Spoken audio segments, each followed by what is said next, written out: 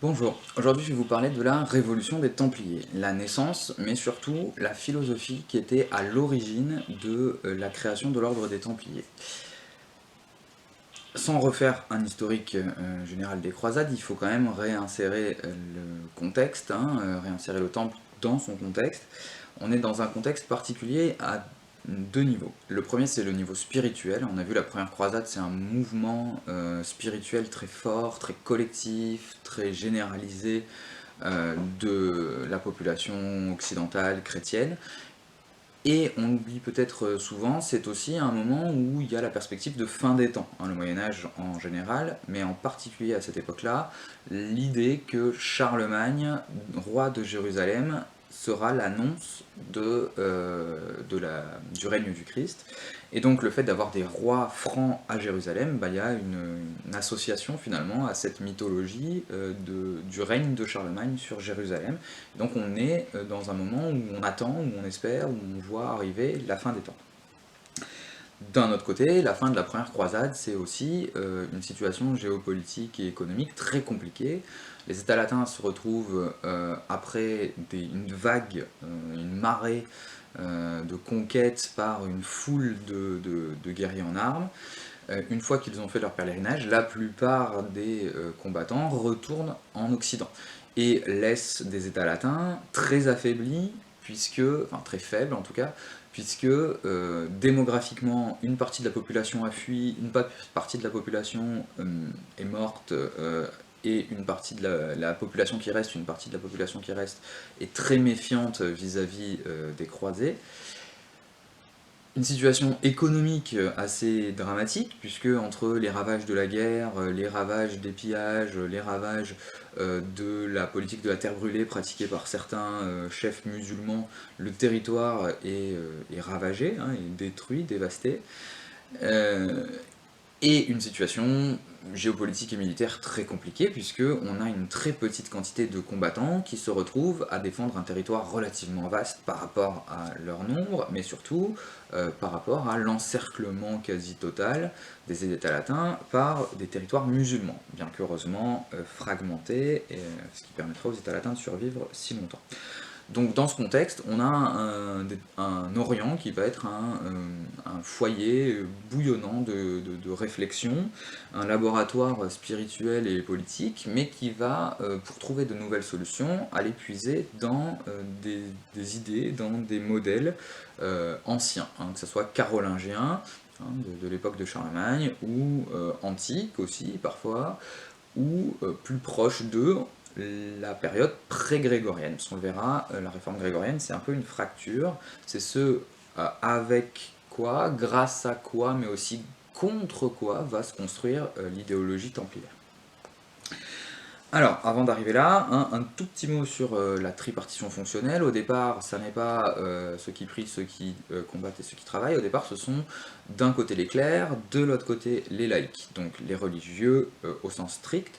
Un clerc, c'est quelqu'un qui a été ordonné prêtre et qui a l'autorité pour pratiquer les sacrements, mariage, extrême onction, etc.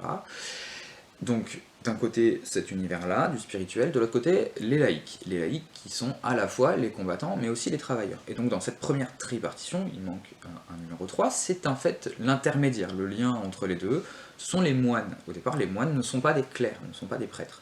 Et donc, dans cette tripartition, on a d'un côté les clercs, de l'autre côté les laïcs, et au milieu, des gens qui ne sont plus tout à fait laïcs, qui ne sont pas encore tout à fait clercs. Et on le sent bien déjà, ce qui est important en réalité, c'est la fracture entre le monde clérical et le monde laïque. Une fois que, on va le voir, la réforme grégorienne aboutit progressivement, les moines sont assimilés par le monde clérical. Et donc on a cette bipartition qui en réalité est plus importante, les historiens sont tous d'accord là-dessus, que l'idée qu'on en a de la tripartition, même si elle a existé. La tripartition fonctionnelle se remet en place, se redéfinit, mais une fois que les moines ont été assimilés par les clercs, on va séparer en deux cette fois-ci le monde des laïcs, pour en faire ceux qui combattent et ceux qui travaillent.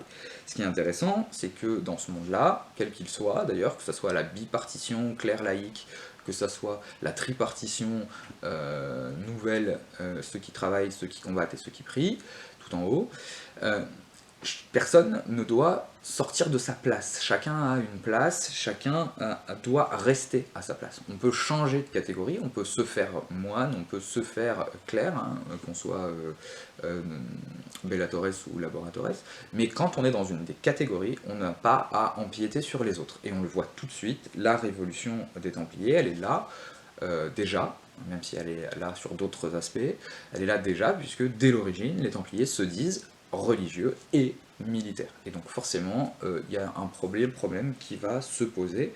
Et en fait, la société pensée par Hugues de Payen, par la règle, par Saint Bernard au départ, c'est une société qu'on pourrait qualifier d'alternative. Elle s'intègre dans le monde chrétien, mais c'est une proposition autre dans laquelle finalement tout le monde peut se retrouver, d'autant que ceux qui travaillent s'y retrouveront progressivement au fur et à mesure des dons, au fur et à mesure que le temple va devenir un seigneur territorial aussi. Pour faire un petit point sur ce qui est repris et ce qui est finalement un peu violenté, le nom même de l'ordre du Temple, hein, ce n'est pas l'ordre du Temple, c'est le terme officiel, c'est les Pauperes Commissiones Christi Templi Salomonici, donc les pauvres chevaliers qui combattent avec le Christ et qui sont du temple de Salomon. Donc milites, ça veut dire chevalier, mais le terme de milites Christi existe au Moyen-Âge, au moment de la naissance de l'ordre du Temple. C'est le terme qu'on utilise pour parler des moines. Et en fait, les moines ne sont pas des vrais combattants, ce sont des gens qui combattent les vices, qui combattent les péchés en ayant une vie sainte. Mais les Templiers vont, dans leur titre même, hein, Militiones Christi, récupérer ce titre qui était celui des moines, pour le déformer, pour être des vrais guerriers du siècle. Il y a aussi quand même à noter l'idée des chevaliers qui se battent pour le christianisme avec les milites, Sancti Petri, tout ça, qui pourrait être l'occasion d'une autre vidéo. Là, on n'a pas possibilité d'élargir à ce point-là. En tout cas, ils remettent en cause la société et ils vont en fait revenir quelque part à une société pré-grégorienne. Je vais arriver sur la définition de ce que c'est que cette société grégorienne. C'est, pour faire très simple, l'appropriation du spirituel par le clergé, le refus de laisser sa place aux laïcs, qui soient des grands seigneurs, des empereurs, des rois ou des simples citoyens, c'est des simples laboratores. Le spirituel appartient au clergé et pas aux laïcs. Et donc là, on a des seigneurs, des chevaliers qui vont devenir religieux, qui vont s'approprier quelque part, contre la réforme grégorienne, une valeur spirituelle. En plus, dans la réforme grégorienne, il n'y a pas uniquement une séparation en deux mondes, il y a une hiérarchisation. Pour reprendre un extrait qu'on trouve dans l'histoire spéciale Moyen-Âge sur la religion, la grande séparation entre clerc et laïc, une toute petite citation quand même. C'est un phénomène longtemps analysé comme un mouvement de libération de l'Église des mains des laïcs. Donc au départ, on pensait que les laïcs avaient mis la main sur l'Église et que l'Église essayait de se libérer. Aujourd'hui, par contre, on le voit autrement. Aujourd'hui, pensé comme un mouvement décisif de l'affirmation de l'Église, séparée, autonome et revendiquant l'exercice d'une domination sur la société. Donc la volonté d'être au-dessus de la société. Dans le temple, ceux qui sont au-dessus, ce ne sont pas les clercs, ce sont les laïcs. Hein.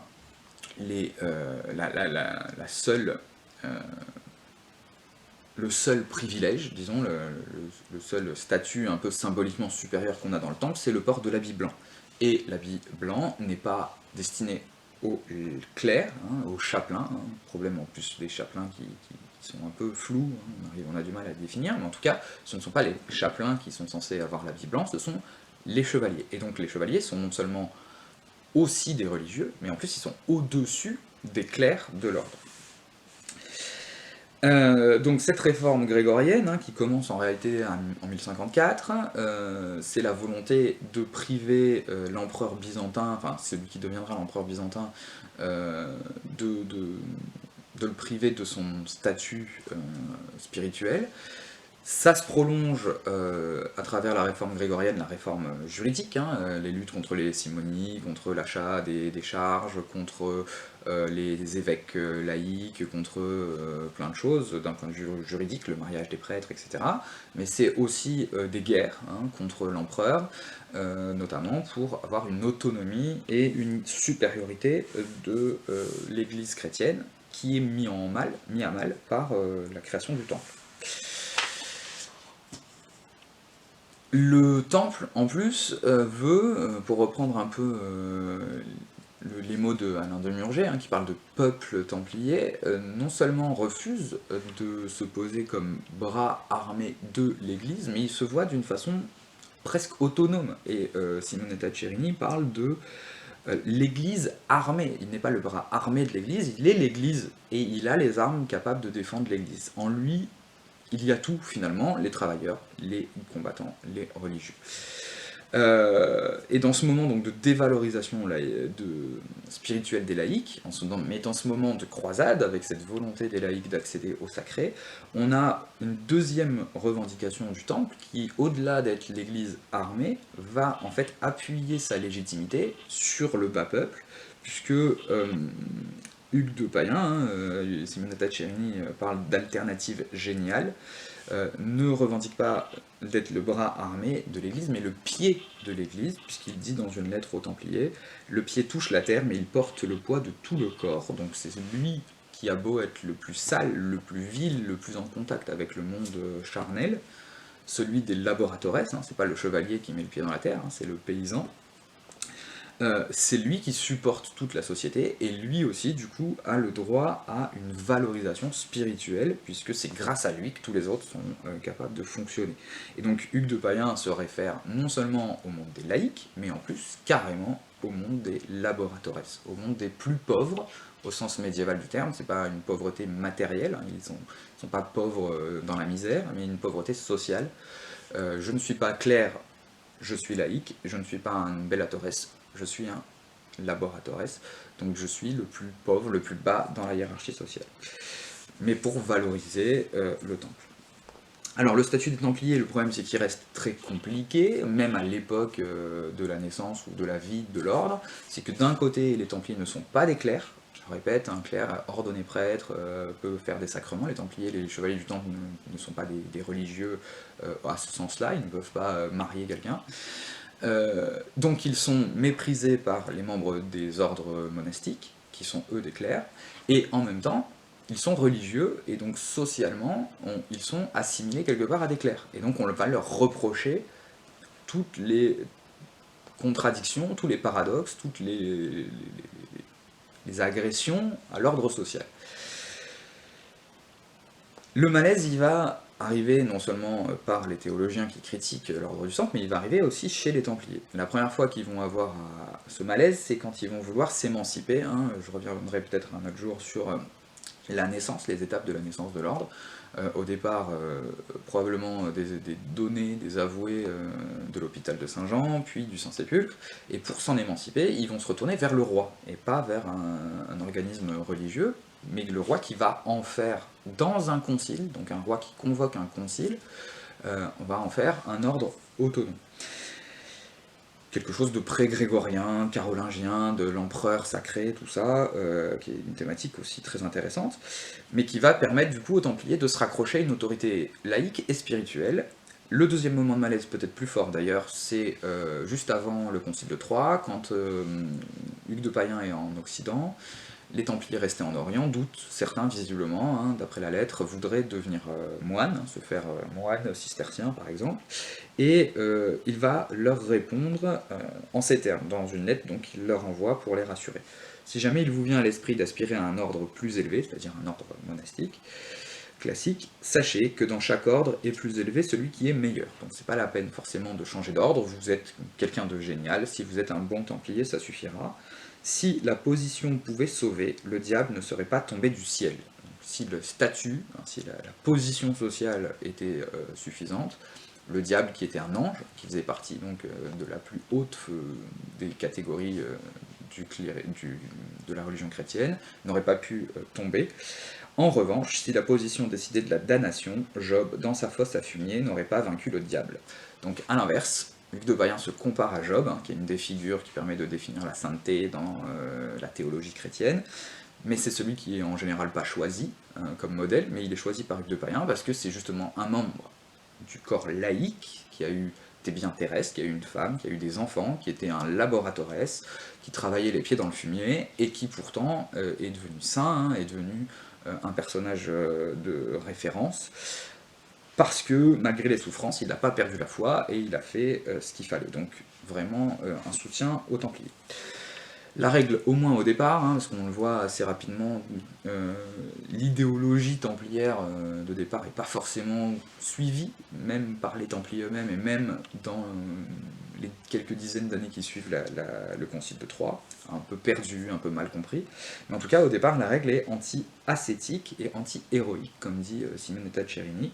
C'est-à-dire que, d'abord, on ne doit pas être trop ascète, c'est-à-dire ne pas être un religieux trop zélé, on ne doit pas se faire trop de privations, on ne doit pas jeûner, passer son temps en prière, il faut se limiter, pour deux raisons. La première, elle est spirituelle.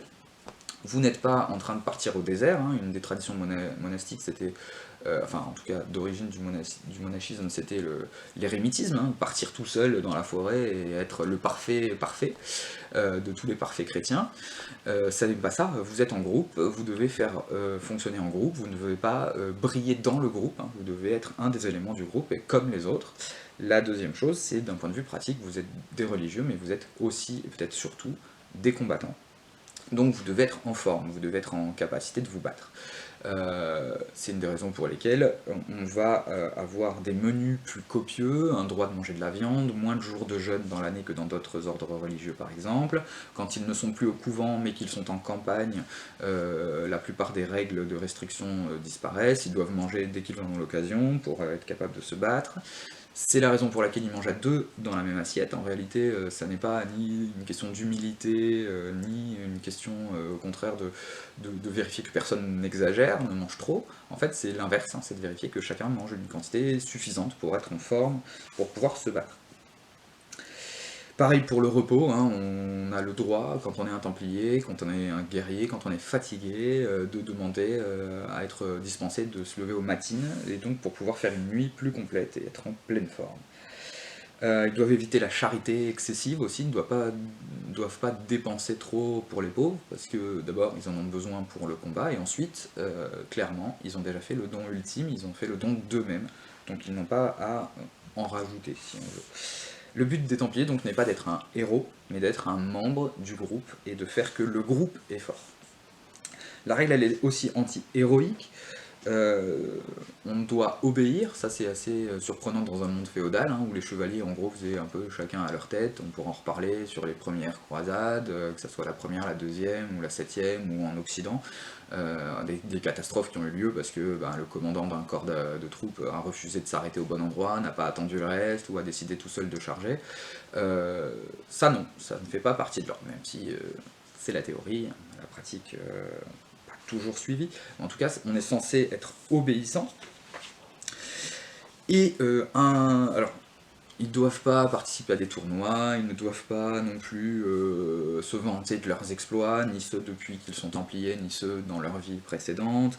Ils ne doivent pas faire preuve de prouesse, hein, qui est comparée à de la sottise carrément dans la règle. On ne doit pas aller se battre tout seul pour montrer sa force, ça n'a aucun sens. Ils ne doivent pas chasser, à part le lion, hein, qui est assimilé à l'ennemi en Terre Sainte, c'est celui qui attaque les chrétiens, donc à la limite on peut, pour protéger les chrétiens, se battre et contre les musulmans et contre les lions. Mais ce qui est très intéressant surtout, c'est qu'on ne doit pas montrer qu'on a de l'or ou de l'argent. Ça pourrait paraître un peu simple pour nous, mais en réalité, il ne faut pas oublier que les éperons d'or sont l'apanage, hein, sont le symbole qu'on n'est pas seulement un cavalier, qu'on est un chevalier, qu'on est dans l'ordre de la chevalerie. Et donc, ils ne doivent pas en porter. Alors jusque-là, ça paraît assez évident, mais le problème, c'est que comme ils deviennent chevaliers du temple et qu'ils ont avec eux leur équipement, très souvent, ils ont des éperons d'or. Le problème est aussi que quand on fait un don à l'ordre du temple, quand on est un chevalier, même si on le fait sans rentrer soi-même dans l'ordre, on va donner ces éperons d'or. Et donc on a des textes où on a des chevaliers qui se sont, enfin dans la règle, hein, on leur demande de peindre, de cacher l'or, même s'ils les portent, il ne faut pas que ça se voit. Et donc ils renoncent à la distinction qui fait d'eux des chevaliers. Alors, on pourrait me répondre que la distinction se fait avec le manteau blanc. Non, le manteau blanc ne distingue pas les chevaliers des autres. Le manteau blanc est réservé aux chevaliers, mais il n'est pas pour tous les chevaliers de l'ordre. On peut avoir une sanction et perdre le manteau blanc et rester dans l'ordre, parce qu'on a eu une punition. On est donc toujours un chevalier d'un point de vue statutaire, juridique, mais on n'est plus en blanc. Les chevaliers qui viennent d'entrer dans l'ordre ont une période de probation, hein, donc ils ne sont pas en blanc tant qu'ils n'ont pas terminé leur période de probation. Et là, il y a un débat sur la quantité, sur la période où ça existe, mais il y a, on est sûr en tout cas, des chevaliers à terme, hein, des templiers à terme, c'est-à-dire qu'ils ne rentrent pas entièrement dans l'ordre, ils ne font que se donner pour une période déterminée, 6 mois, 1 an, 2 ans, bien qu'on ait des textes qui montrent que finalement, très souvent, on a des textes qui montrent que certains, en fait, se sont redonnés régulièrement jusqu'à la fin de leur vie, hein, ils ne sont jamais rentrés définitivement dans l'ordre, mais ils y ont passé toute leur vie, et les chevaliers à terme ne sont pas en blanc, ils sont en noir aussi. Hein. Les chevaliers mariés, alors là il y a aussi une confusion compliquée, et visiblement il y avait des chevaliers qui pouvaient au moins au début de l'ordre être mariés et entrer dans l'ordre avec leur épouse, ils devaient d'ailleurs vivre séparément, et ne porter pas non plus le blanc. Donc le blanc c'était l'apanage des chevaliers les plus templiers, hein, les plus aboutis, ceux qui avaient fait les vœux définitifs, et ceux qui n'avaient commis aucune faute. Et donc il y avait plein de chevaliers, probablement, de l'ordre du Temple, qui étaient en noir, qui n'étaient pas en blanc. Donc ils perdent leur distinction sociale. Donc toutes ces mesures anti-héroïques visent en fait à briser les liens entre leur vie d'avant et leur vie de Templier. Le but c'est de les séparer au maximum de toutes les tentations du siècle, les tournois, les femmes, la vantardise, etc., etc. Le problème le plus important de l'ordre du Temple, c'est la question de la mort. Hein. Est-ce qu'on peut tuer quelqu'un quand on est un religieux? Est-ce qu'on peut tuer quelqu'un de façon religieuse? Est-ce qu'on peut être un saint et tuer quelqu'un? Je rappelle encore une fois, hein, les Templiers ne sont pas des clercs statutairement, ils ne sont pas des prêtres, ils ne sont pas ordonnés. Par contre, ils ont fait les 3 vœux, ils sont considérés comme étant des religieux, des clercs par la société, par les gens, et donc on leur reproche finalement de tuer. Comment faire pour surmonter ce problème? Alors, Simonetta Cirini commence par une anecdote, enfin une interprétation assez drôle, c'est de dire que finalement les théologiens, comme Isaac de l'Étoile, qui disent que l'ordre est une monstruosité, sont un peu dans une position facile, c'est-à-dire qu'on critique ceux qui se salissent les mains parce qu'on n'a pas à le faire soi-même, mais en réalité il ne faut pas oublier que toutes les institutions religieuses emploient des avoués, des données, profitent des phénomènes de paix de Dieu, de trêve de Dieu, pour recruter des hommes qui vont se battre au nom de leur église, au nom de leur monastère, au nom de leurs revendications, pour se battre à leur place. Donc c'est un peu facile de critiquer les autres quand soi-même on est protégé. Et en fait c'est une question de classe. C'est-à-dire que ces théologiens, ces religieux-là, veulent exclure les autres de la sainteté. Ils se la réservent à eux, et on n'y a accès qu'en étant moine. Une des réponses, c'est aussi le concile de Naplouse. On en a parlé au moment où le roi va faire de l'ordre du Temple un ordre autonome. Le canon 20 du concile de Naplouse dit que un religieux peut se défendre par les armes s'il est attaqué. Donc là, on est avant l'institution officielle, hein, le concile de Troyes, on n'est pas sur la mort, mais on est sur le combat quand même. On autorise les religieux à se défendre. Si on autorise les religieux à se défendre, on autorise aussi les gens qui se défendent à être religieux. Donc c'est un premier pas là, hein. Les historiens sont assez d'accord pour dire qu'on a un premier outil juridique qui permet aux Templiers, tant qu'il n'existe pas encore statutairement avec le concile de Troyes, d'exister quand même. Hugues va avoir une réponse aussi, pour les Templiers qui doutent, hein, je vous ai dit, on a des Templiers qui doutent, Hugues va apporter sa réponse. Donc Hugues va apporter une réponse très surprenante en réalité, un tout petit peu de théologie, parce qu'en réalité il va s'appuyer sur l'éthique de l'intention. C'est une nouvelle idée qui est en train de naître à cette époque-là, qui est en plus très critiquée, ce qui est assez surprenant, puisque c'est une idée défendue par Abélard. Abélard qui est le pire ennemi de Saint-Bernard qui est le meilleur ami de Hugues de Payen. Donc on a Hugues qui va récupérer la théorie du pire ennemi de son meilleur ami pour défendre le fait qu'ils ont le droit de tuer. Et il va reprendre donc cette idéologie de l'intention qui dit, cette éthique de l'intention, qui dit qu'en fait ça n'est pas l'acte en soi qui contient le péché, c'est l'intention de l'acte qui va, ou pas, contenir le péché. Et en gros, si je tue en étant animé par la haine, ou par la convoitise, ou par je ne sais quoi, je commets un péché. Si je tue dans le but de défendre la chrétienté, je ne commets pas de péché. Et donc je vais pas souiller, si on veut, mon statut de religieux. Alors, c'est une idée qui est intéressante, qui montre que Hugues de Payen est très au courant de ce qui se passe en Occident, c'est une idée qui montre que les Templiers sont pas juste des brutes, hein. Il y a un thème peut-être à développer aussi sur les bibliothèques templières, la culture templière, tout ça. Mais en tout cas, c'est une idée qui va pas être retenue. En réalité, au Concile de Troyes, on va le mettre de côté. Abélard est très très très critiqué, ses idées sont très critiquées, c'est pas ça qui va être retenu. Ce qui va être retenu, c'est plutôt les idées de Bernard de Clairvaux, hein, de Saint-Bernard, qui dès son éloge de la nouvelle chevalerie, et qui fait partie des gens qui écrivent la règle, hein, qui participent au Concile de Troyes, va, notamment dans l'éloge de la nouvelle chevalerie, jouer sur son jeu de mots fameux, sur homicida malicida, c'est-à-dire je ne suis pas un homicide, je ne suis pas un homme, je tue un mal, je combats les démons. En réalité, je suis un moine, au sens spirituel, en même temps que je suis un guerrier au sens matériel, c'est-à-dire que je ne tue pas l'homme, je tue à travers l'homme ce qu'il représente, les vices, les péchés, l'agression à la chrétienté, et donc je peux le tuer parce qu'en réalité ce que je frappe, c'est le mal. La deuxième réponse de Saint Bernard, elle est intéressante aussi, c'est que en réalité on leur permet de tuer parce qu'ils ont fait déjà l'acceptation de leur propre mort. C'est-à-dire qu'en se donnant au temple, ils ont, à l'imitation du Christ qui a accepté son martyre, qui a accepté ses persécutions, qui aurait très bien pu ne pas les vivre, hein, il aurait pu remonter au paradis avant, mais qui a accepté de souffrir pour les hommes, ils ont le droit de tuer. Comme ils sont à l'image du Christ, ils font comme le Christ le don d'eux-mêmes, dans la connaissance de cause, et dans l'objectif normalement d'un Templier, c'est de mourir sur le champ de bataille.